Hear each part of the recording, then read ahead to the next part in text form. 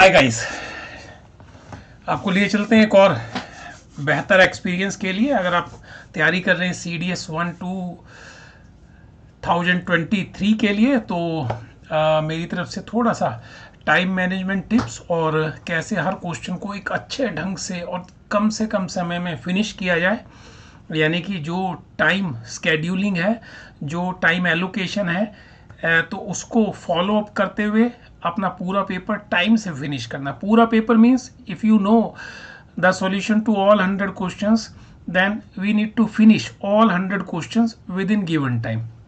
तो यही एक छोटा सा प्रयास आज के इस सेशन में आपको दिखाने जा रहा हूँ। पूरा पेपर 2 घंटे का आपका होता है, तो अगर उसी हिसाब से यहाँ पर हम कैलकुलेट करें तो अभी जब मैं आपसे बात कर रहा हूँ तो इस टाइम को काउंट मत कीजिएगा। तो कंप्लीट पेपर की अगर हम बात करें तो हम कहेंगे कि 2 घंटे का हमको समय मिलता है और 2 घंटे के लिए हमारे पास 100 क्वेश्चन होते हैं, 2 आवर्स और 100 क्वेश्चन। 2 घंटे का मतलब हो गया 120 मिनट्स। इसके अंदर हमको 100 क्वेश्चन करने होते हैं। तो अगर मैं दोनों तरफ 4 से डिवाइड कर दूं तो मैं यही कहना चाहूँगा कि 25 question with in 30 minutes, with in 30 minutes कि 30 मिनट के अंदर 25 क्वेश्चन फिनिश होने चाहिए। जब आपके लिए मैं सॉल्यूशन शेयर करूँगा तो आपसे बात करना भी ज़रूरी है, आपको बताना भी ज़रूरी है। तो 30 मिनट के बजाय अगर 40 मिनट लग जाए तो अंडरस्टूड होगा कि हाँ, थोड़ा सा टाइम आपके साथ भी चर्चा में खर्च होना चाहिए, क्योंकि ये क्वेश्चन पेपर दीपक सर अपने लिए नहीं कर रहे हैं। मैं इसको सॉल्व नहीं कर रहा हूँ, आपको सिर्फ समझा रहा हूँ कि अगर नॉलेज है तो सही समय में सही काम किया जा सकता है, यानी कि complete task can be handled. तो चलिए, आज के इस सेशन में मैं दीपक भारद्वाज आप सभी दोस्तों का इस्तकबाल करता हूं इस वीडियो में। और अगर चैनल को सब्सक्राइब नहीं किया तो जल्दी से कर लीजिए। बाकी दोस्त जो तैयारी के लिए तैयार हैं तो उनके साथ भी चैनल का लिंक शेयर कर लीजिए, बेल आइकन को दबा दीजिए, अच्छा लगे तो ही शेयर कीजिएगा। तो ये 2019 का आपका CDS क्वेश्चन पेपर है। तो आज के सेशन के लिए पहला इसका यानी कि इस गुलदस्ते का पहला फूल, जो कि पहले 25 क्वेश्चंस हैं, उनको शुरू करने जा रहा हूँ। सभी तरह के क्वेश्चंस आएंगे, सभी सब टॉपिक से, तो इसलिए हर किसी को मैं वहाँ पे पूरी तरह से समझाने की कोशिश करूँगा। और जो भी वहाँ पे नुक्ताचीनी होगा, यानी कि या तो फुल फार्मूला मेथड से या फिर किसी शॉर्टकट की मदद से, किसी गुलाटी मार के किसी क्वेश्चन को करने के तरीके से, तो जैसा आपको समझाया जाए उस चीज़ को फॉलो किया जाए, वैसा ही क्वेश्चन रिपीट हो तो वो नुक्तेचीनी जो है वो आपको जो है अपने साथ लेके चलने होंगे। तो पहला सवाल आपकी नज़र करता हूँ, ध्यान से देखिए क्वेश्चन क्या है।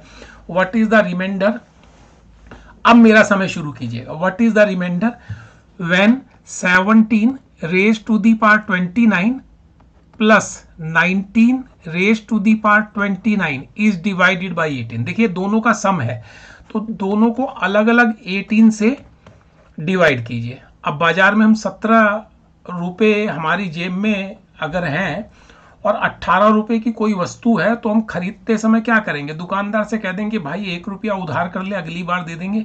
तो 17 व्हेन डिवाइडेड बाई 18 जाता तो 0 टाइम्स है, लेकिन अगर हम 1 टाइम्स ले जाएं तो रिमाइंडर बचता है -1। और अगर इसी 19 को 18 से डिवाइड करें तो 18 1 जा 18, एक पॉजिटिव रिमाइंडर बचेगा। पावर है 29। तो अब इस पार्ट को सॉर्ट आउट कीजिए और फिर देखेंगे क्या हमको मिलता है। -1 raise to the power odd power gives me -1, 1 raise to the power 29 gives 1। दोनों को ऐड अप करें तो 0, और 0 को 18 से डिवाइड करें तो 0 ही मिलेगा, यानी कि कंप्लीटली डिविजिबल है, इसलिए रिमाइंडर 0 होगा। ठीक है, आप इस बात को ऐसे समझिए, कंप्लीटली डिविजिबल है तो रिमाइंडर 0। तो आपका जो सही जवाब है ऑप्शन डी होगा। ज़्यादा बातें ना करते हुए अगले क्वेश्चन की तरफ रुख करूंगा। ध्यान से देखिए, एक इतनी बड़ी संख्या दी और कहा है कि इस पूरी संख्या को, मतलब इस होल सम थिंग को, अगर हम 10 raise to the power n से डिवाइड करें तो n की मैक्सिमम वैल्यू क्या होगी। ज़्यादा से ज़्यादा क्या नंबर हम इसको n को दे सकते हैं। तो देखिए 10 की जब हम चर्चा करते हैं तो 10 किससे बनता है 2 × 5 और पावर अगर n है तो n पावर दोनों के ऊपर जाएगी। तो आपको इस पूरे के पूरे फॉर्मेशन में से ये देखना है कि 2 की मैक्सिमम पावर क्या हो सकती है। देखो मैं उन्हीं नंबर्स को चूज करूंगा जिनमें 2 या 5 मौजूद है। इसमें नहीं है इसको उड़ा देते हैं, इसमें नहीं है इसको उड़ा देते हैं, ठीक है ना। जिनमें है उनको मैंने रख लिया है, इसमें नहीं है इसको उड़ा दिया। अब देखिए यहाँ 2⁵5 है, 2 की पावर कितनी मुझे मिली 5। यहाँ मैं 5 लिख लेता हूँ, दोनों की पावर्स को यहाँ पे मैं वर्कआउट करता रहता हूँ। अब इस टर्म में आए, ये 4⁸ है। 4⁸ का मतलब 2⁵2 उसकी पावर 8, सो 2 की पावर 16 मुझे और मिल गई। यहाँ ये 5 है और 5 की पावर 3 है। 6 में 2 तो मौजूद होगा, 6 मीन्स 2 × 3, तो 2⁻7 और मिल गई। हमेशा 2 ज्यादा ही होंगे जब कॉन्जिक्यूटिव नंबर होंगे। ये 8 है, 2⁻3 उसकी पावर 12, 12 3 जा 36। तो जो संख्या में ज्यादा उसका क्या सोचना, क्योंकि जोड़े तो हमको बराबर चाहिए। ये 10 की पावर 6 है, इसका मतलब 2 भी 6 बार है और 5 भी 6 बार है। 15 मीन्स 3 × 5, तो 5 12 बार है। 20 मीन्स 5 × 2 स्क्वायर और उसकी पावर है 14 2 जा 28 और 5⁻14।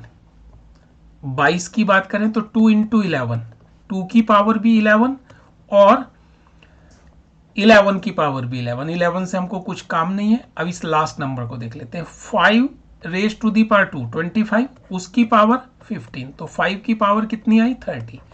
इन सबको ऐड कर लीजिए, 3 6 9 2 11 4 15 1 3 4 5 एंड 1 6 65। और अगर हम इसको ऐड करें तो ये तो बहुत बड़ा है, मोर देन 65 है, तो मुझे उसकी आवश्यकता ही नहीं है।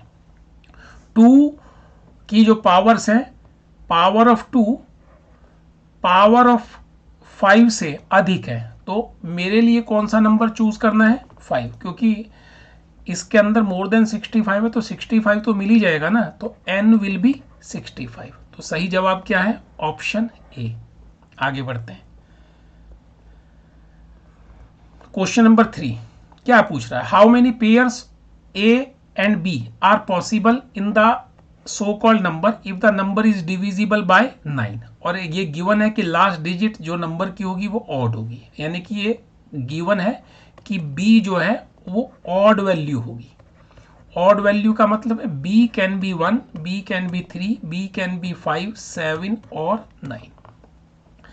अच्छा, नंबर के बारे में हमको क्या जानकारी है कि 9 का डिविजिबिलिटी टेस्ट क्या है कि सम ऑफ डिजिट 4 + 7 + 9 + 8 + 6 + 5 + a + b, ये सम ऑफ डिजिट है, सम ऑफ ऑल डिजिट्स। तो इनको ऐड अप कर लीजिए, 4 7 11 9 20 28 34 39, 39 प्लस a प्लस b, ये सम ऑफ डिजिट है। अब देखिए हमको क्या मालूम है 39 के बारे में। 39 जो वैल्यू है वो 9 के टेबल में नहीं आती, तो इससे आगे चलकर अगर हम देखें तो 9 के टेबल में कौन से नंबर आते हैं। 9 के टेबल में 9 5 जा 45, 9 6 जा 54, 9 7 जा 63। मैं कुछ नंबर आपके सामने ले लिया, 9 8 जा 72।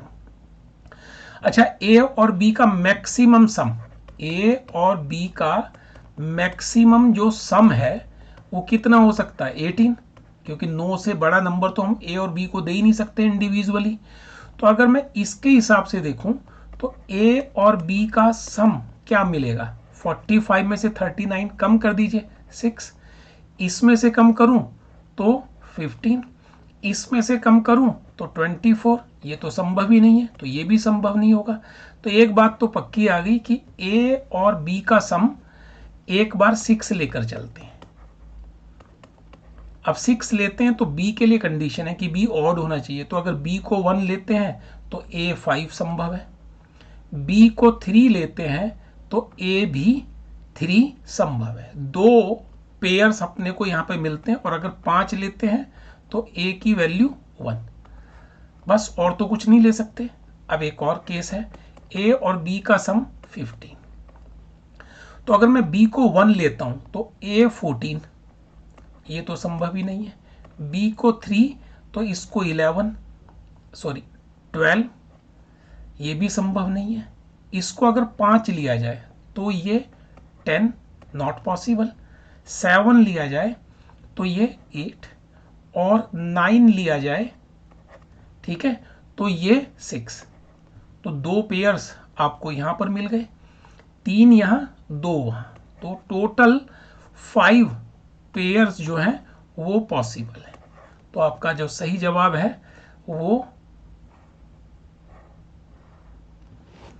उसने कहा है कि given that last digit of the number is odd, इसलिए हमने बी के लिए 1, 3, 5, 7, 9 में से ही किसी एक का चुनाव किया।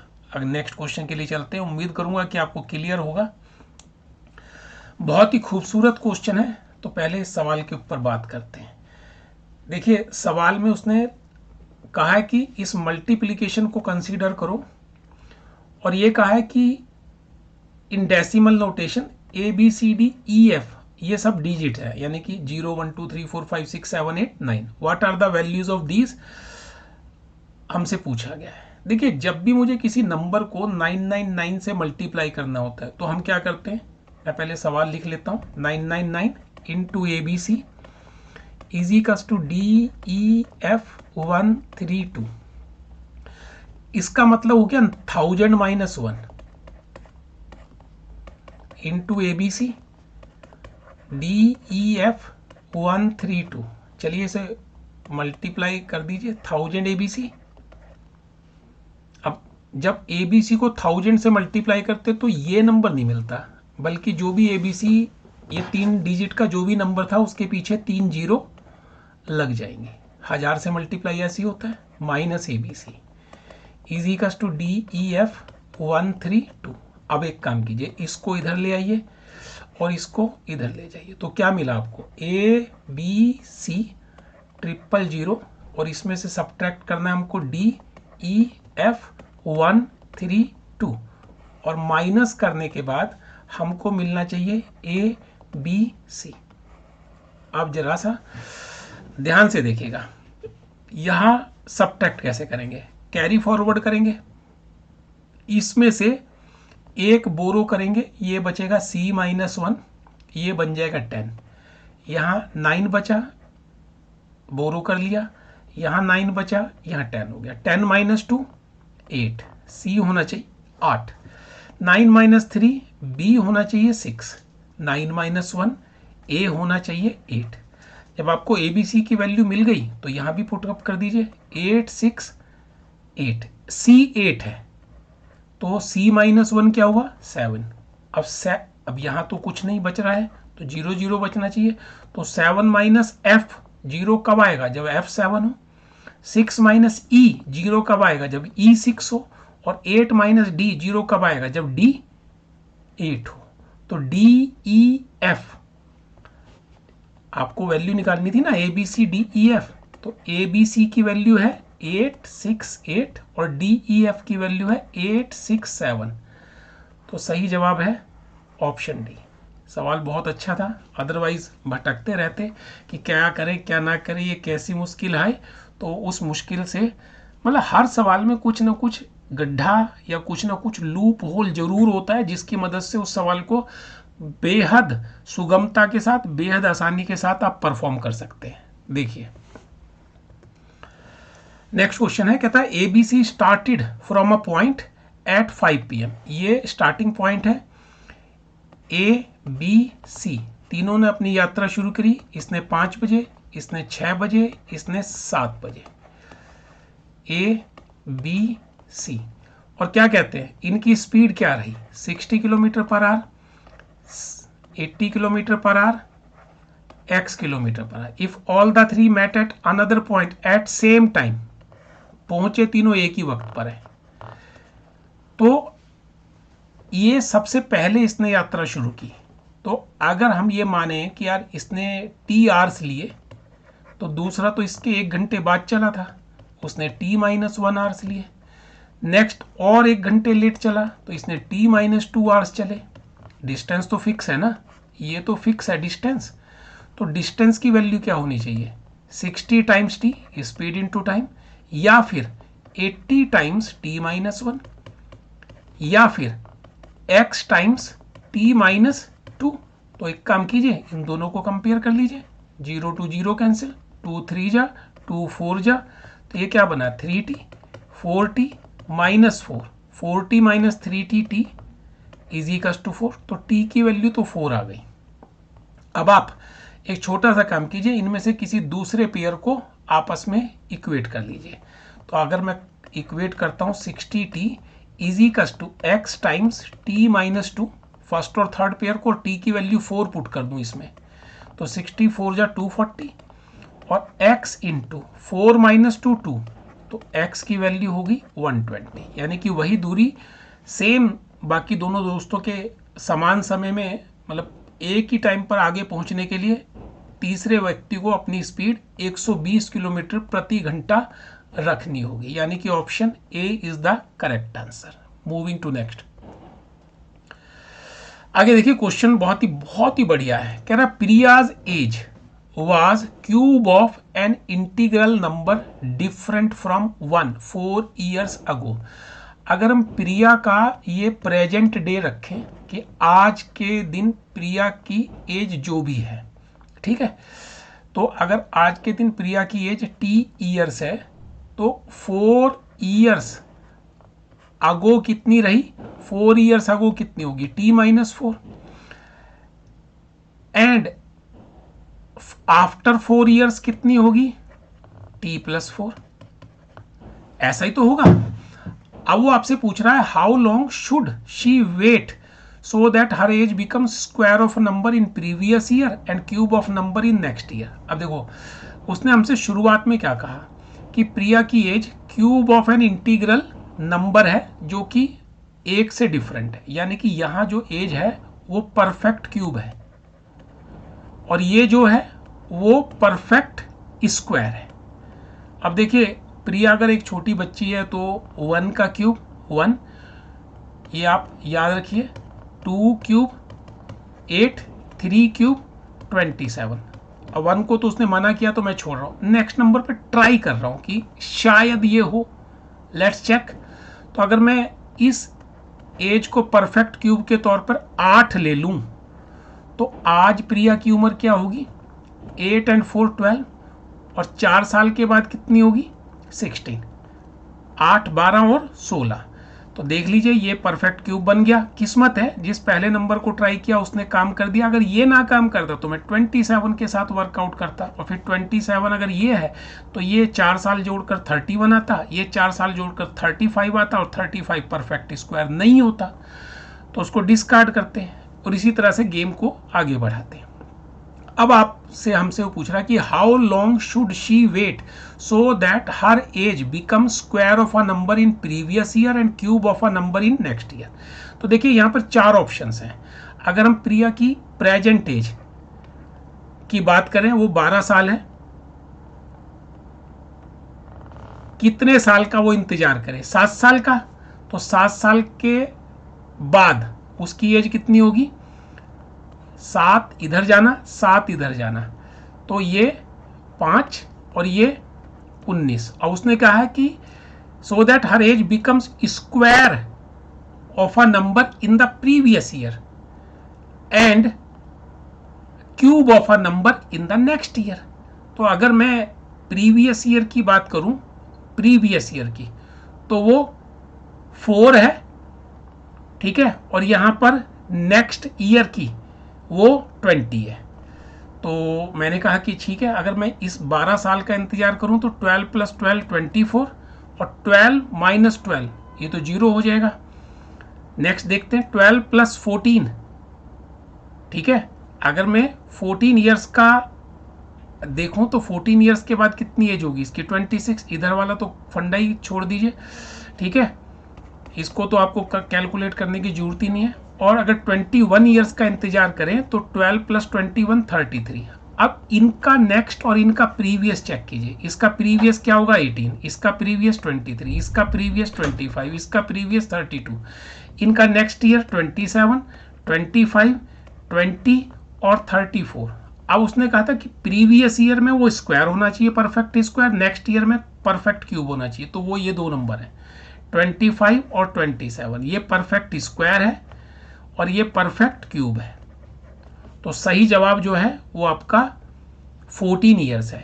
यानी कि आज उसकी जो उम्र है, अगर उसमें वो 14 ईयर्स का इंतजार करे तो जो नंबर बनता है 26। 26 का पहला previous case perfect square, next case जो है परफेक्ट क्यूब।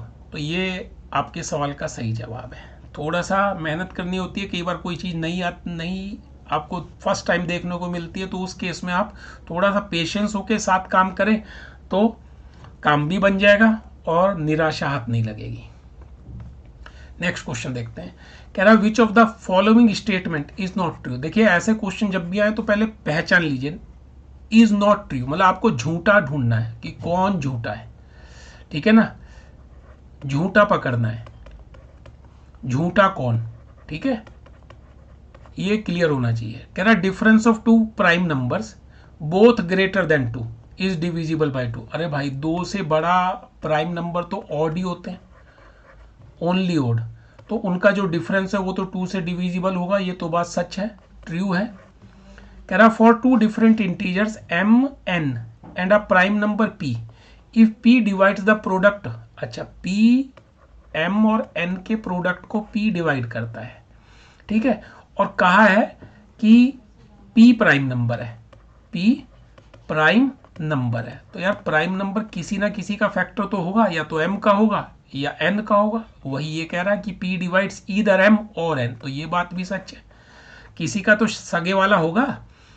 अब थर्ड क्वेश्चन पूछ रहा है, अच्छा लास्ट वाला ऑप्शन देख लीजिए, there is only one set of 3 prime number such that there is a gap of 2 between 2 adjacent prime number. ये बात बिल्कुल सच है, एक ही ऐसा सेट है 3, 5, 7 का कि इनका गैप 2 है और ये सभी के सभी प्राइम नंबर्स हैं, ठीक है। अब ये बात झूठी क्यों है? If a number is of form 6n-1, n natural number है तो it is a prime number. तो इसकी तलाश कर लेते हैं। तो भाई n की वैल्यू 1 2 3 4 5 6 पुट करते रहिए। ये देखिए कि क्या हमेशा हमको प्राइम नंबर मिल रहा है, नहीं मिल रहा है। 6 1 जा 6 -1, 6n-1 की जो वैल्यू है वो हमको 5 मिली, तो ये तो प्राइम नंबर है। 6 2 जा 12 -1, 6 3 जा 18 -1, 6 4 जा 24 -1, 6 5 जा 30 -1, 6 6 जा 36 -1, 6 7 जा 42 -1। मतलब अमूमन हर बार प्राइम नंबर मिला है, लेकिन एक बार ऐसा भी आया जिस बार प्राइम नंबर नहीं मिला। तो यही है चल झूठे। तो क्लियर हो गया, यानी कि चारों ऑप्शन को देखो और पकड़ लो कि झूठा कौन है। तो फर्स्ट, सेकंड और फोर्थ ये सारे के सारे ट्रू आए, अकेला ये फॉल्स आया। चलिए नेक्स्ट क्वेश्चन देखते हैं, इंपॉर्टेंट क्वेश्चन है। एक एक्सप्रेशन आपको दिया है x + 2 अपॉन 2x। अब देखिए अगर आपने क्लास 11 12 किया तो डिफरेंशिएशन भी किया होगा। इस अपने फंक्शन को y नाम ले लेते हैं जो आपको क्वेश्चन दिया है, और इसे थोड़ा सा सिंप्लीफाई कर लेते हैं। x अपॉन 2x 1/2 और 2 अपॉन 2x 1/x, या यूं कहूं x + 1/2 plus x raise to the power -1। देखिए वो आपसे पूछ रहा मिनिमम वैल्यू इसकी क्या होगी, और x के लिए उसने कंडीशन दी थी कि ये हमेशा 0 से बड़ा है। तो आप एक काम कीजिए, इसका फर्स्ट ऑर्डर डेरिवेटिव निकाल लीजिए। Differentiation of x is 1, constant का डेरिवेटिव 0, और x raise to the power -1 का derivative -1 x raise to the power -2, या यूं कहूं 1 - 1/x²। अब इसे हल कर लीजिए 0 से इक्वेट करके, और x की दो वैल्यूज निकाल लीजिए। क्या मिला? 1 = 1 अपॉन x², x² = 1, x +1 या फिर -1। अब -1 तो ले नहीं सकते, उसने कहा कंडीशन दी थी कि ये इतना ही होगा। तो अब जो आपने इसको डिफरेंशिएट किया था इसको एक बार और भी डिफरेंशिएट कर लीजिए, यानी कि इसका सेकंड डेरिवेटिव निकाल दीजिए। सेकंड डेरिवेटिव निकालने में कोई समस्या नहीं है, जो आपने पहले डिफरेंशिएट किया था उसको एक बार और कर दीजिए। 1 का डेरिवेटिव 0, 0 का तो करना ही नहीं है, और लास्ट टर्म जो है -1 x raise to the power -2, power को इससे मल्टीप्लाई कीजिए, -1 इंटू -2 +2, और x की पावर एक और कम कर दीजिए, यानी कि आपका नंबर आ गया 2/x3। और ये जो वैल्यू आपने निकाली थी ये इसके अंदर पुट कीजिए, तो आपको रिजल्ट जो मिल रहा है वो पॉजिटिव मिल रहा है। और जब भी इसकी वैल्यू ग्रेटर देन 0 मिले तो कंडीशन कन्फर्म है कि मिनिमा कन्फर्म है, यानी कि ये जो टर्म है ये पॉइंट ऑफ मिनिमा है, पॉइंट ऑफ मिनिमा। तो अपने जो क्वेश्चन है उसके अंदर x की वैल्यू 1 पुट कर दीजिए, तो कितना मिला आपको नंबर, यही तो था आपका नंबर, x की वैल्यू 1 पुट कर दीजिए इसमें, 1 प्लस 1/2 प्लस 1/1, 1 ही हुआ, 2.5। तो सही जवाब है आपका option number C. Moving next, hope it is clear. देखिए क्वेश्चन अच्छा है, नो डाउट, ठीक है। ये प्लस का साइन है, थोड़ा सा क्लियरली शो कर दूं। उसने आपसे पूछा नॉन जीरो सॉल्यूशन बताना है, एक्स की वैल्यू फाइंड आउट करनी है, थोड़ा सा मेहनत वाला क्वेश्चन है, इसमें कोई डाउट नहीं है। तो आप एक काम कीजिए, ये टर्म यहाँ पर लिखी हुई है इसको राइट साइड ले जाइए, क्या बनता है आपको 1 plus p x 1 minus p x, और राइट हैंड साइड ले जाएं तो ये रेसिप्रोकेट हो जाएगा 1 plus q x upon 1 minus q x, root के साथ है तो दोनों तरफ स्क्वायरिंग कर दीजिए। जब मैं इधर स्क्वायरिंग करूंगा तो a plus b whole square, 1 plus p square x square plus 2px, denominator में 1 plus p square x square minus 2px, right hand side 1 plus q x upon 1 minus q x. देखिए ये दोनों तरफ ratios हैं, something is to something, something is to something. यहाँ पर एक componendo dividendo rule apply कर दीजिए। कंपोनेंडो डिविडेंडो रूल क्या कहता है, न्यूमरेटर में ऊपर डिनोमिनेटर ऐड कीजिए, नीचे सब्ट्रैक्ट कीजिए, जो काम लेफ्ट में कर रहे हैं वही काम राइट हैंड साइड की वैल्यूज के साथ राइट हैंड साइड कीजिए। तो अगर मैं इसको इसके साथ ऐड करता हूं तो मुझे मिलता है 2 times 1 plus p square x square.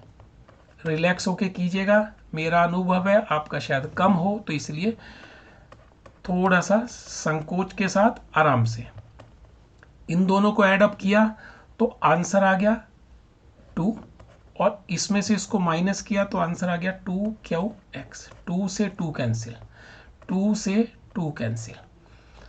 अब यहाँ पर जो वैल्यू आपको मिल रही है, क्योंकि दो वैल्यूज यहाँ पर दी हुई हैं, यहाँ पर ये x भी है दोनों तरफ डिनोमिनेटर में, तो x से x कैंसिल आउट कर सकते हैं। लेकिन यहीं पर एक बात याद रख लेना कि x जीरो नहीं होगा, क्योंकि जो चीज़ आप कैंसिल आउट कर रहे हैं वो नॉन जीरो ही होती है।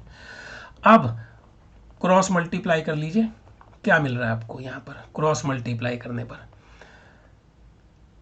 ये है 1 plus p square x square is equals to, ये 2p है, इसको आप राइट हैंड साइड पर ले जाइए तो क्या मिला आपको 2p और डिनोमिनेटर में क्यू। ठीक है, इतना आपके पास मिल गया। इस 1 को next type right hand side transfer कर दीजिए, 2p बाय क्यू -1, एलसीएम ले लीजिए तो क्या मिला आपको 2p minus q upon Q. ये किसकी वैल्यू है, पी स्क्वायर एक्स स्क्वायर की, स्क्वायर रूट कर दीजिए तो एक्स स्क्वायर की पी एक्स की वैल्यू, पी एक्स की वैल्यू क्या मिली आपको, ये मिली 2p minus q upon q whole root plus minus, और नेक्स्ट स्टेप में इस p को इधर ट्रांसफर कर दीजिए तो x की वैल्यू क्या आ गई plus minus 1 upon P, 2p minus q upon Q. देखिए ऐसे क्वेश्चंस के लिए कोई शॉर्टकट प्रभु ने बनाया नहीं है, तो जो चीज़ नहीं बनी है उसके बारे में सोचना भी गलत है। तो इसलिए यहाँ पर आपके लिए जो करेक्ट ऑप्शन है वो है option number A. Moving next. Next question में मूव करते हैं। देखिए सिंपल सा क्वेश्चन है, अपने आप को इस क्वेश्चन का पार्ट बना लीजिए। क्या कह रहा है, in a hostel the rent पर रूम इज इंक्रीज्ड बाय 20%। तो यार आप मान के चलो ना, ओल्ड रेंट, पहले रेंट क्या था, 100 रुपये था मान लीजिए। न्यू रेंट कितना हो जाएगा, 20% बढ़ गया है, तो 100 के बजाय 120 रुपये हो जाएगा। ठीक है। अच्छा फिर वो कह रहा है number of rooms in the hostel is also increased by 20%। अरे भाई पहले कितने रूम थे, उन रूम्स को भी 100 रूम्स मान लीजिए, तो अब रूम कितने हो गए, 120 हो गए। कह रहा हॉस्टल इज ऑलवेज फुल। तो पहले रेवेन्यू कितना जनरेट हो रहा था, 100 इंटू 100 10,000। अब कितना हो रहा है, 120 इंटू 120 140 400। तो डिफरेंस कितना है, इंक्रीज कितना आया, इंक्रीज आया 4400। तो परसेंटेज इंक्रीज लेने के लिए जितना इंक्रीज आया है उसको पहले जितना था उससे डिवाइड कीजिए, और परसेंटेज बनाने के लिए इंटू 100 कर दीजिए। 2 जीरोस 2 जीरोस 2 जीरोस 2 जीरोस, तो कितना इंक्रीज हुआ, नेट इंक्रीज हुआ 44%। ऑप्शन सी आपको यही बता रहा है कि भैया इसको निशान लगा दीजिए ना। और क्या चाहिए, जो उसने डिमांड किया उसको, be a part of question, question का हिस्सा बनो और आगे बढ़ो। चलिए एक कदम आगे बढ़ाते हैं। कह रहा राधा एंड हेमा दोनों नेबर्स हैं, पड़ोसी पड़ोसी हैं, and study in the same school. Both of them use bicycle to go to school. Radha's speed is 8 kilometre per hour where Hema's speed is 10 kilometre per hour. Hema takes 9 minute less than Radha, एक दूसरे से 9 मिनट कम लेता है। To reach the school, how far is the school. तो भाई आपको स्कूल की डिस्टेंस पता करनी है, तो लेट कर लीजिए कि डिस्टेंस जो है वो x किलोमीटर है। तो देखिए दोनों का टाइम निकाल लीजिए। राधा ने जो टाइम लिया वो कितना लिया, 8 किलोमीटर पर आवर की स्पीड है, तो x/8r। और जो दूसरी सहेली है हेमा, उसने कितना समय लिया, उसका समय आ गया distance divided by her speed 10। तो देखिए जिसमें बड़ा डिनोमिनेटर होगा उसका टाइम छोटा होगा, तो ज़्यादा समय किसने लिया, राधा ने। तो x/8 माइनस x/10, कितना वैल्यू है यहाँ पर, उसने कहा है 9 मिनट, 9 मिनट है ना, तो इसको r में कन्वर्ट कर लीजिए, 9/60। बस कुछ नहीं करना, आपको एलसीएम लेना है, 60 10 और 8 का 120 एलसीएम आएगा। 62 जा 9 2 जा 18, 10 12 जा तो 12x, 8 15 जा सो 15x, avoid it 3x is equals to 18, x is equals to 6। तो उनके स्कूल और घर के बीच में 6 किलोमीटर का फासला है। इजी। Moving next. क्या पूछ रहा है, which of the following pair of numbers is the solution to this question. देखिए ये क्वेश्चन सीधा सीधा तो नहीं दिखा रहा है, लेकिन जो भी है ये क्वाड्रेटिक इक्वेशन को जन्म दे रहा है। कैसे दिखाऊंगा आपको यहाँ पर। फर्स्ट टर्म क्या है, 3 raise to the power x plus 2 using exponent rule. इसको आप ब्रेक कर सकते हो, 3 raise to the power 2 into 3 raise to the power x plus ये 3 raise to the power minus x है, तो इसको डिनोमिनेटर में ले जाकर 3 raise to the power x बना लीजिए। कितना आया 10। अब इसी 3 raise to the power x को कुछ टाइम के लिए एक नया नाम दे दीजिए y। तो आपका क्वेश्चन क्या बन गया, 9y plus 1/y is equals to 10। Simply वैसे तो आप यहाँ से पुट इन करके हिट एंड ट्रायल भी यूज़ कर सकते हैं अगर करना चाहें तो, अदरवाइज आपकी मर्जी है। यहीं पर इसको वर्कआउट करते हैं, कितना आ गया 9y² plus 1 is equals to 10y। Solve कर लीजिए, 9y² minus 10y plus 1 quadratic equation बन गई। Middle term split method use कीजिए, दो ऐसे नंबर जिनका प्रोडक्ट 9 हो और सम 10 हो। तो 9y² minus 9y minus 1y plus 1 is equals to 0। 9y common लीजिए, y माइनस 1 माइनस 1 कॉमन ले लीजिए, y माइनस 1। सॉल्व किया तो y minus 1 into 9 y minus 1 is equals to 0। देखिए जब मैं अपने लिए काम करता हूँ तो मैं इतना डिटेलिंग यहाँ पर शो नहीं करूँगा, पर आपके लिए करना जरूरी है, नहीं तो आप कहेंगे ये कहाँ से आया वो कहाँ से आया। ये 2y की वैल्यू आ गई। y को आपने क्या माना था, 3 raise to the power x, तो इसको अगर मैं 1 के बराबर रखता हूँ तो 1 किसके बराबर है, 3 raise to the power 0, powers को कंपेयर करो, x की वैल्यू 0 आ गई, ठीक है। और 3 raise to the power x दूसरी वैल्यू क्या है, 1/9, 1/9 का मतलब हो गया 1/3 स्क्वायर, उसे नीचे से ऊपर ले आओ तो x की वैल्यू कितनी आ गई, -2, तो 0 एंड -2, ये आपके सवाल का जवाब है। उम्मीद करूंगा कि समझ भी आया होगा, क्लियर भी हो गया होगा। नहीं क्लियर तो एक बार और गो थ्रू कीजिए। नेक्स्ट क्वेश्चन, ये क्वेश्चन यूजुअली आ जाता है, चाहे हर साल आए या 2 साल में एक बार आए, वो इसकी अपनी मर्जी है। तो उसने आपको यहाँ पर लॉग की 2 वैल्यूज दी हैं, log 2 और log 3 अंडर कॉमन बेस, ठीक है, बेस 10 के साथ है। और वो कह रहा है अगर इस संख्या की बात करें 108 उसकी पावर 10, तो अगर 108 को आपस में 10 बार मल्टीप्लाई किया जाए तो उसमें टोटल डिजिट्स कितनी होंगी। तो इसे निकालने का एक ही तरीका है, इसका लॉग ले लिया जाए अंडर बेस 10। तो लॉग के रूल आपको याद होने चाहिए, log of something to the power, तो ये पावर इनटू में आ जाएगी, ये पावर आ जाएगी यहाँ। आप मुझे फॉलो करते रहिए, अगर पहली बार कर रहे हैं तो भी क्लियर हो जाएगा।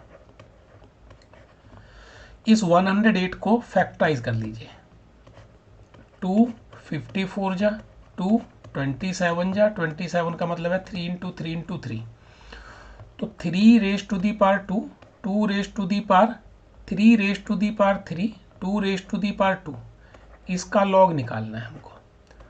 बाहर कितना लिखा है 10, तो लॉग समथिंग इंटू समथिंग का फॉर्मूला होता है लॉग ऑफ फर्स्ट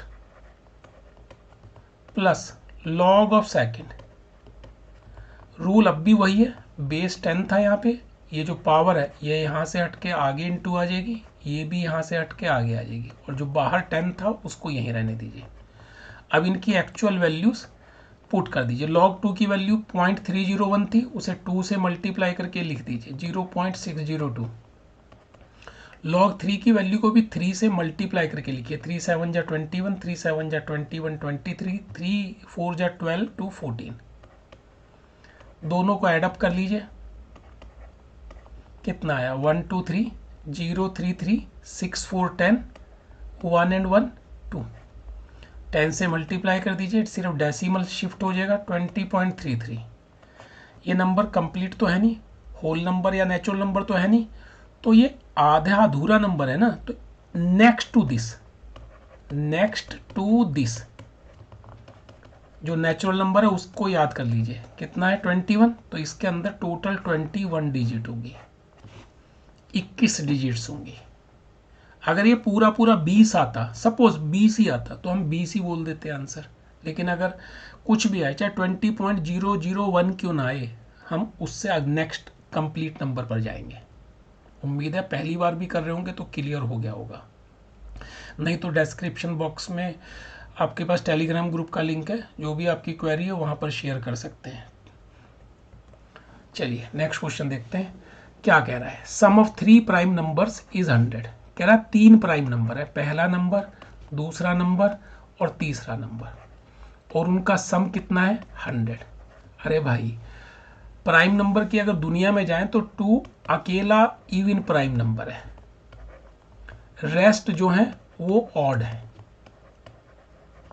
तो अगर 3 नंबर्स का सम इवन आ रहा है तो 2 तो मुझे पता ऑड ही होंगे, तो तीसरे का इवन होना तो जरूरी है, एक तो इवन होगा ही होगा ना। तो मान लिया ये 2 है, और बाकी 2 के लिए कहा है कि one of them exceed another by 36, एक दूसरे से 36 अधिक है। तो अगर मैं इसको x मान लूं तो ये x प्लस 36 है, x एंड x 2x, और ये 36 प्लस 2 38, उधर जाकर माइनस कर दीजिए, कितना आ गया 62। तो x की वैल्यू जनाब कितनी आ गई 31। तो जो पहला प्राइम नंबर है वो तो 2 है, दूसरा जो प्राइम नंबर है वो 31 है, और जो तीसरा प्राइम नंबर है वो 67 है। अब आपसे पूछ रहा है कि वन ऑफ द नंबर अगर इसमें कोई दिखाई दे रहा है तो उसको मार्क कर दीजिए। 17 है नहीं हमारी लिस्ट में, 29 हमारी लिस्ट में है नहीं, तो हमारी लिस्ट में 43 भी नहीं है, तो आंसर मार्क कर दीजिए नन ऑफ दी अबव। ठीक है, ध्यान देना इस सवाल का लूप होल यही था कि 3 प्राइम नंबर का सम 100 है। वो तो हो नहीं सकता अगर तीनों ऑड हो, तो एक नंबर इवन 100% होगा ही होगा। तो इस चीज़ को हमने फॉलो अप करते हुए इस चीज़ को अंजाम दिया। आगे बढ़ते हैं। देखिए ये क्वेश्चन ऐसा क्वेश्चन है, अब तक के जितने भी क्वेश्चन है मैं पहली बार एक स्टार का इस्तेमाल कर रहा हूँ कि ये क्वेश्चन हर साल ही आ जाता है ऑलमोस्ट किसी ना किसी इसी टाइप के वर्जन में। ओके, ये 1/समथिंग है, तो इसका मतलब है, और यहाँ भी ये जो वैल्यू है 16/23 राइट साइड पर, ये भी 1 से छोटी है। तो अगर हम दोनों साइड को ही पलट दें, दोनों साइड को पलट, जैसे शाहरुख खान भी अपनी मूवी में बोलता था कि हाँ पलट, तो आप इसको पलट दीजिए, देखिए क्या बनता है।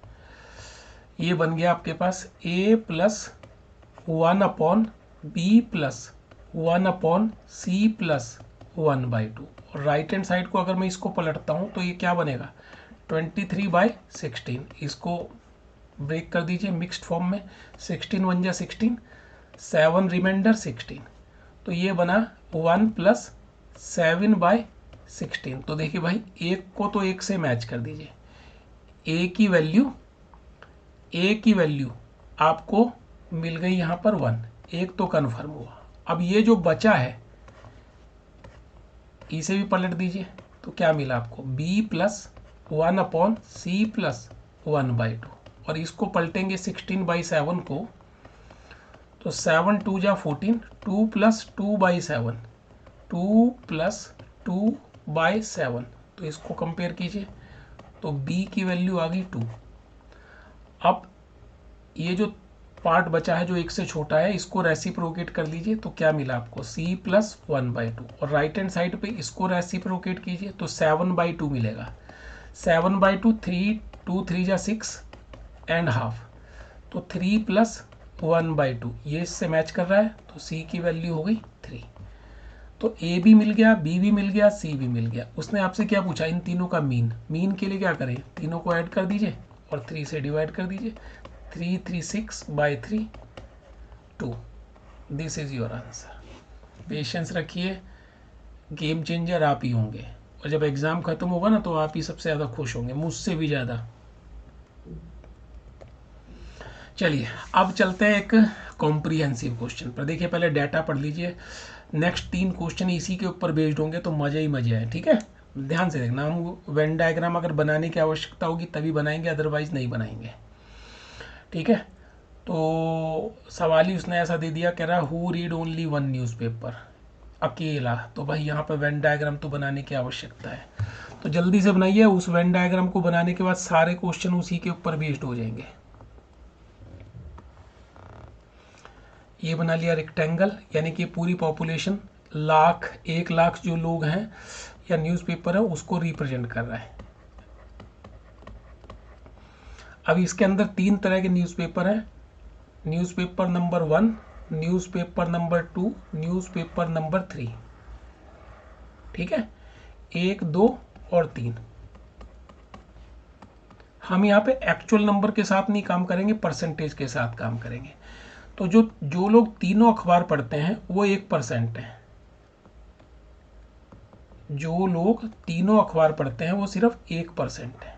अब आ जाइए, इसको तो आपने नोट कर लिया। जो फर्स्ट और थर्ड पढ़ते हैं वो 2% है, फर्स्ट और थर्ड, ये और ये वो 2% है, एक तो पहले से ही आ चुका, एक और लिख दीजिए।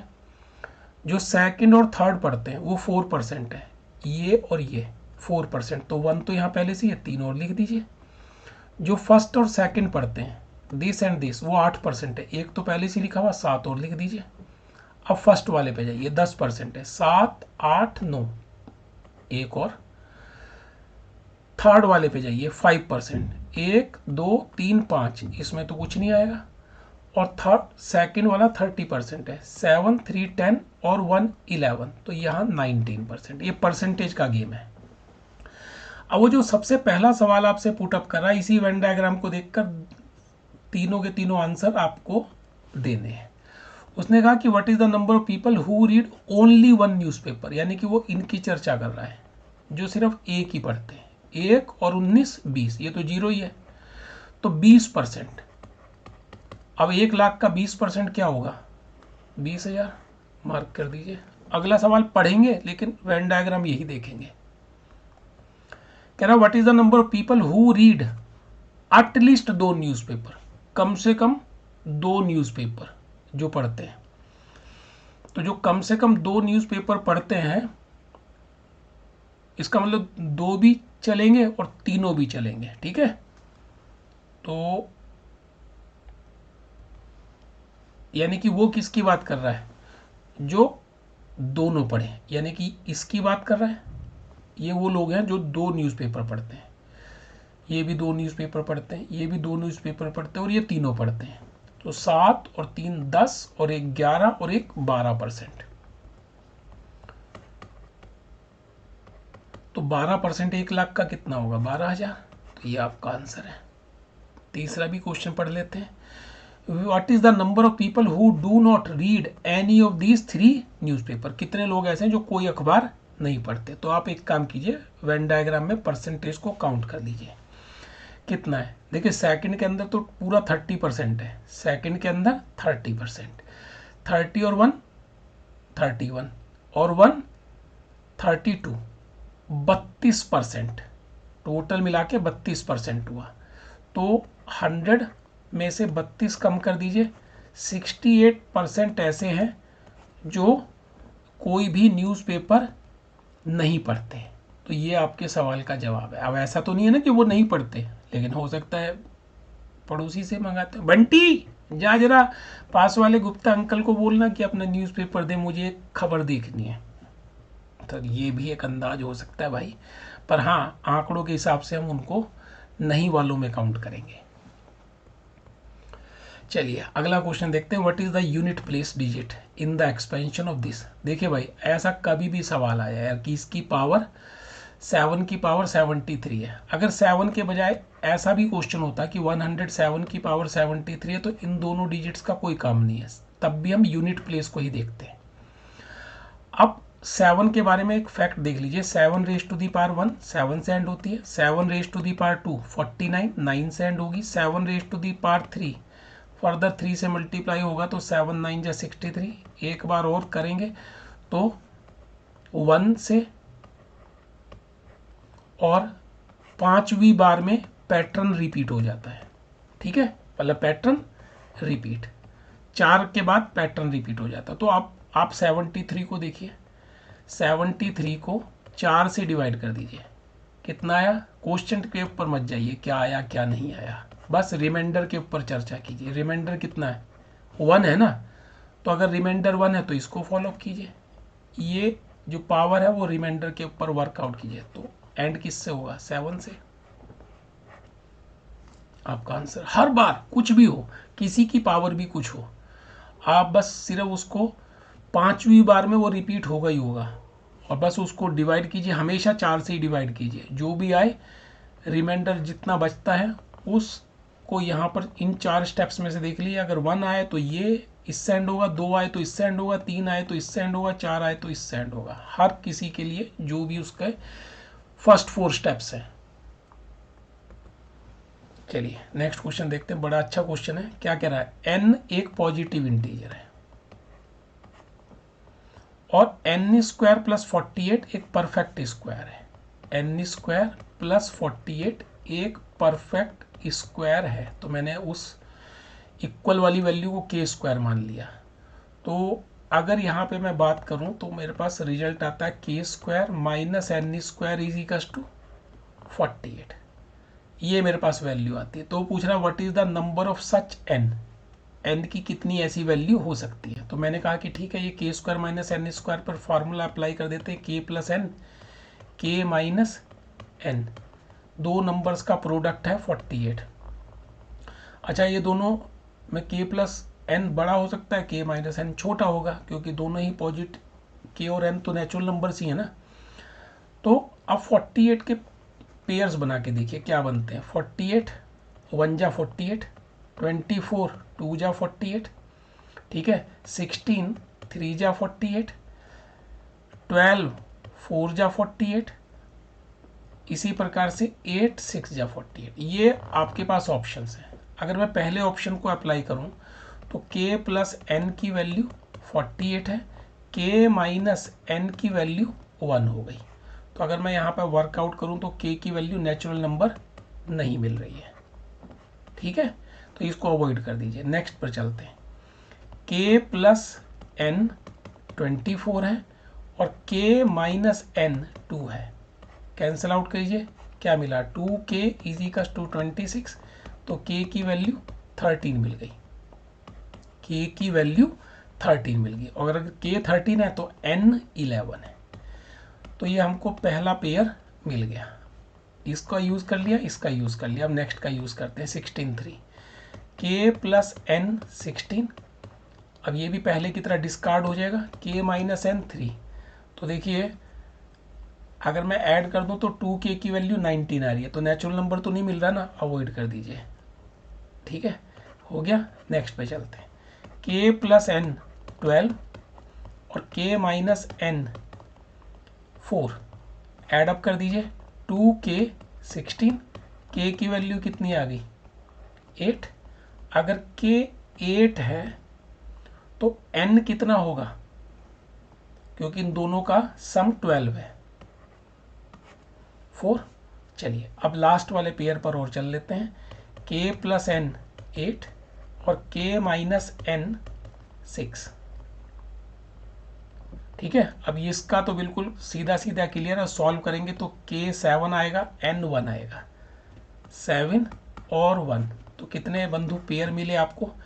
ऐसे 3 पेयर्स मिले जो n स्क्वायर प्लस 48 को एक परफेक्ट स्क्वायर बना देंगे। उम्मीद करूंगा कि मस्ता मस्ती में चीज़ें क्लियर हो रही हैं। चलिए नेक्स्ट क्वेश्चन देखते हैं। आंसर तो मैं इसका ऐसे ही चुटकी में निकाल सकता हूँ, लेकिन नहीं निकालना है ऐसे चुटकी में। पहले आप समझिए, लास्ट में बात करेंगे आपसे। देखिए ये आपके पास एक वैल्यू दे रखी है इरेशनल नंबर की टर्म्स में, और ये पूछा है आपसे।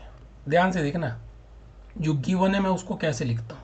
x इज इक्वल टू 4√6 है। 4 को लिख दीजिए 2 इंटू 2, और √6 को लिख दीजिए √2 √3, और डिनोमिनेटर में क्या है? √2 प्लस √3। एक काम कीजिए, अब आपको थोड़ा सा हल्का सा बताते हैं कि कैसे किसी चीज़ को देखने का अंदाज बनता है। इस टर्म को यहाँ से हटाइए, यहाँ ले आइए, ले आए। अब दोनों तरफ कंपोनेंडो डिविडेंडो लगा दो। क्या मिला? x plus 2√2। ऊपर ऐड करो, नीचे सब्ट्रैक्ट करो। पीछे भी एक क्वेश्चन में लगाया था। अब इसके अंदर अगर इसको ऐड करेंगे तो कितना आएगा? 2√3 प्लस √3, 3√3 प्लस √2, और नीचे सब्ट्रैक्ट करेंगे तो क्या आएगा? √3 माइनस √2। ठीक, चलो अब की बार दूसरे रास्ते से चलते हैं। अब की बार इसको नहीं, इसको नीचे लेके जाते हैं लेफ्ट हैंड साइड पे। x अपॉन 2√3, और यहाँ बचा 2√2 अपॉन √2 प्लस √3। फिर से कंपोनेंटो डिविडेंडो लगा देते हैं। तो लेफ्ट हैंड साइड में तो वो बन जाएगा जो हमको चाहिए, x प्लस 2√3 x माइनस 2√3, और राइट हैंड साइड में जब आप ऐड करेंगे तो आएगा 3√2 प्लस √3, और डिनोमिनेटर में दिस माइनस दिस √2 माइनस √3, यानी कि डिनोमिनेटर में साइन का चेंज आ गया। तो मैं चाहूँगा कि यार आप एक काम कीजिए, इसका माइनस साइन बाहर कॉमन निकाल लीजिए और तब लिख दीजिए इसको 3√2 प्लस √3 अपॉन √3 माइनस √2। अब देखिए ये आपके पास इक्वेशन नंबर 2 है, ये इक्वेशन 1 है।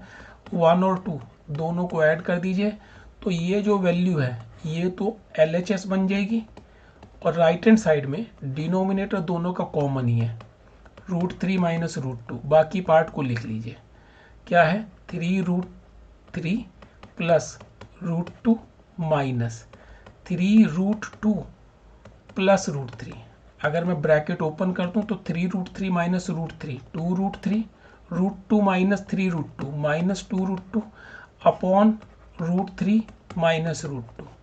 ऊपर से 2 कॉमन लीजिए, रेस्ट पार्ट कैंसिल आउट हो जाएगा, तो आपका आंसर कितना आ गया? 2। और जब भी ये क्वेश्चन आए तो 2 ही आंसर मार्क कर देना, टेंशन नहीं लेनी है। ठीक है, इसी चीज़ को देख लेना कि जो भी चीज़ जो न्यूमरेटर पार्ट है उसके अंदर ये दोनों टर्म्स मौजूद है, ये भी मौजूद है, ये भी मौजूद है आफ्टर फैक्टराइजेशन।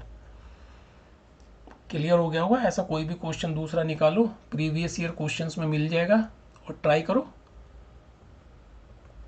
चलिए नेक्स्ट क्वेश्चन पे देखते हैं क्या कह रहा है। एक्स वाई जेड 3 नंबर्स हैं such that x is 30% of Z.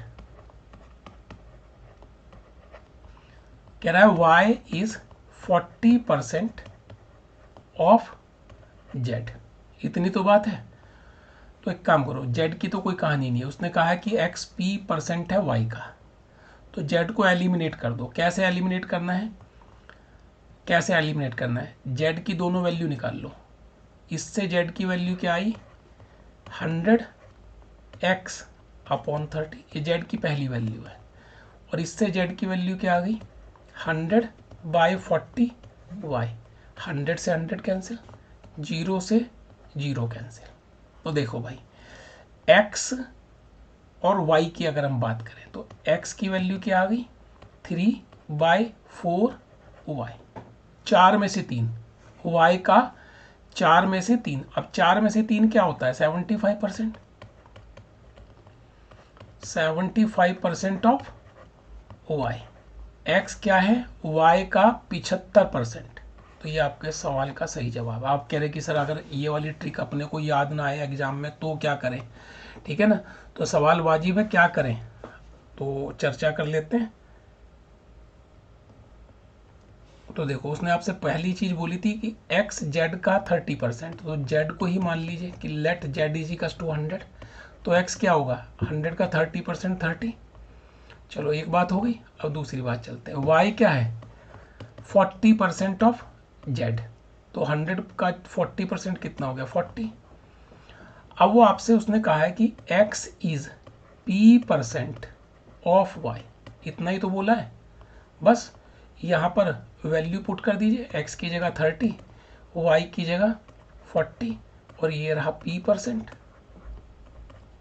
Simplify कर लीजिए, 0 से 0, 2 2 जा 2, 5 जा 2, 15 जा, क्रॉस मल्टीप्लाई कीजिए। अब तो कोई शक नहीं है। चलिए नेक्स्ट क्वेश्चन। और अब तक के जितने भी क्वेश्चन हैं उनमें एक बेहतरीन क्वेश्चन है ये, तो 2 स्टार लगने चाहिए पर 3 लगा देता हूँ। क्या कह रहा है, a plane is going in circle around an airport. कोई एयरपोर्ट है, उसके ऊपर एक प्लेन सर्कल में चक्कर लगा रहा है, ऐसे चक्कर लगा रहा है। अब मैं सर्कल तो नहीं दिखाऊंगा, ऐसे एक साइड से देखने पे इलिप्स जैसा लुक मिलेगा। कह रहा था plane takes 3 minute to complete 1 round. तो अगर मैं यहाँ पर एक डायमीटर ड्रॉ कर दूं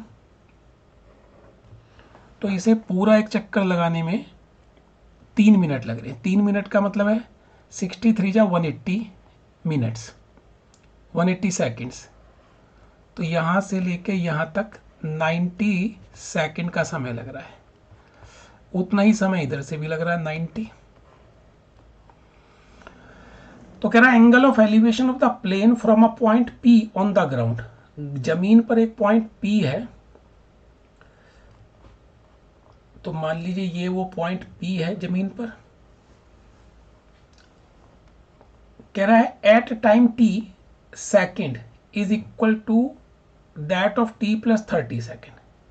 कह रहा है कि जो इसका 3 पॉइंट की उसने जिक्र किया, तो एक A मान लेते हैं कि नहीं, 2 पॉइंट्स और ले लेते हैं, तो ये B हो गया, ये C हो गया।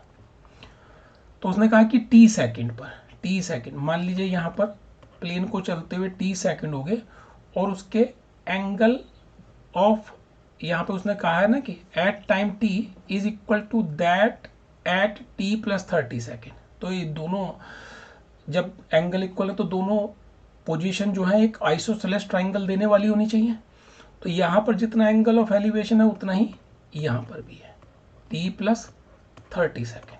तो एक बात तो पक्की है कि यहाँ से यहाँ तक का समय 30 सेकेंड है, यानी कि ये भी 15 सेकेंड और ये भी 15 सेकेंड।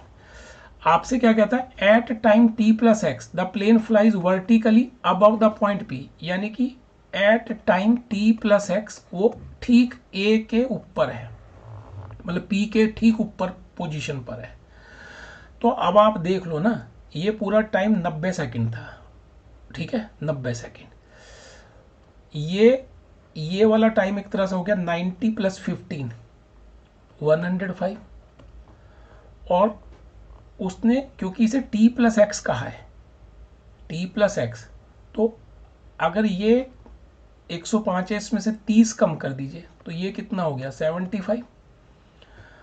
तो यहां से ये कितना अधिक है 90 ये प्लस 15 ये, तो ये कितना हो गया t+105। तो जो सही जवाब है x की वैल्यू वो आपसे पूछ रहा था 105 सेकेंड। उम्मीद है 100% क्लियर होगा। एक बार गो थ्रू कीजिए, बिल्कुल सिंपल क्वेश्चन है। नेक्स्ट क्वेश्चन देखते हैं ध्यान से जरा। कह रहा consider the following statement in respect of two integer p and q, दोनों एक से बड़े हैं, p भी एक से बड़ा है, q भी एक से बड़ा है। बी केयरफुल, ऐसे क्वेश्चंस क्लासिक होते हैं, आसान भी बहुत, मुश्किल भी बहुत, मतलब कंफ्यूजन वाला केस है। कह रहा है विच आर रिलेटिवली प्राइम, वो आपस में प्राइम है यानी कि को प्राइम है,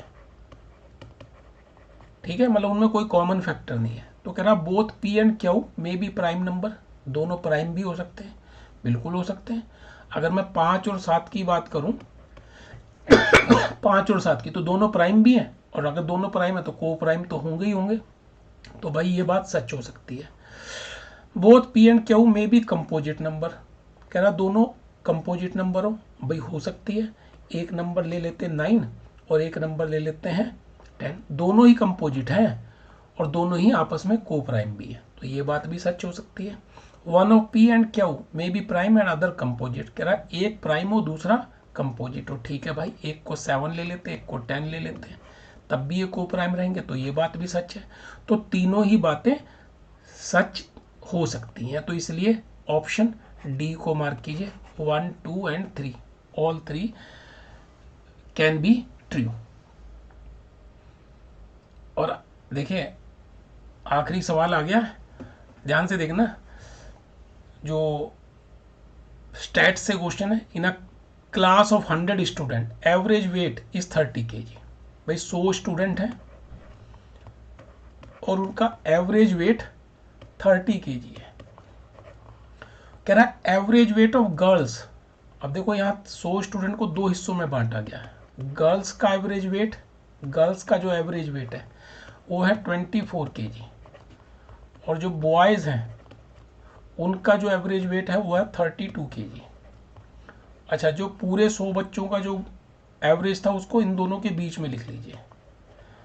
और यहाँ पर एक स्पेसिफिक मेथड हम आपके साथ फिर शेयर करेंगे, इसका डिफरेंस निकाल कर नीचे लिख दीजिए, इनका भी अंतर निकाल कर नीचे लिख दीजिए। ये आ गया 2 kg अंतर, 32 में से 32 का गैप है, 24 और 30 का गैप कितना है 6, 2:6, 2 1 जा 2 3 जा, तो 1 और 3 का अनुपात आ गया किसके बीच में, गर्ल्स और boys.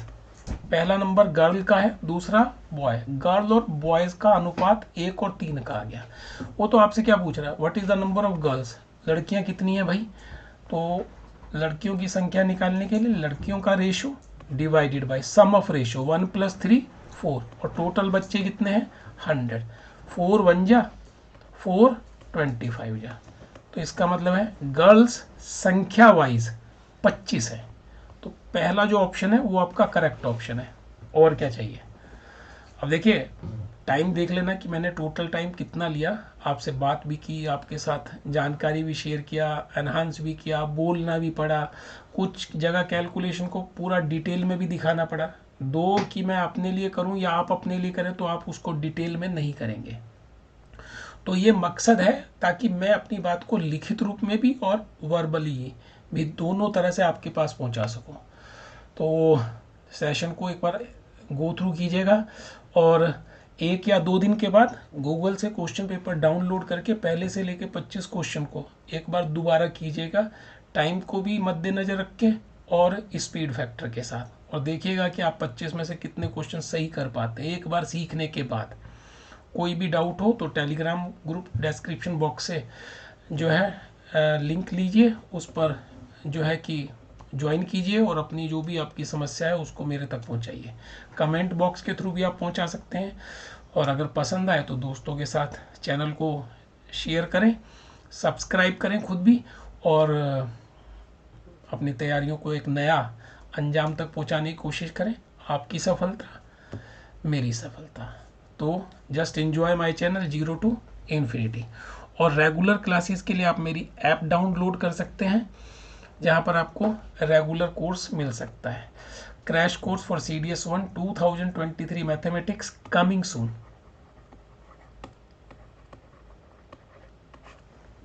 Thank you so much for being with me. God bless you.